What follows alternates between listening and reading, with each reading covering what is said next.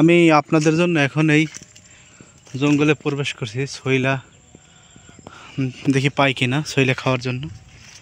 শৈলা কেওড়া গাছ দেখছি না যদিও, তবে শৈলা গাছ দেখা যাচ্ছে।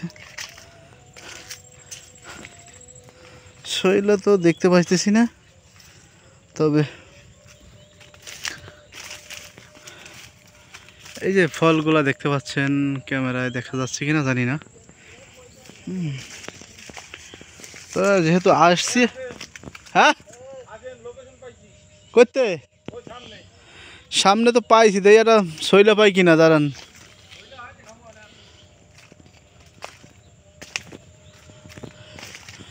শৈলা পাবো যদিও বা,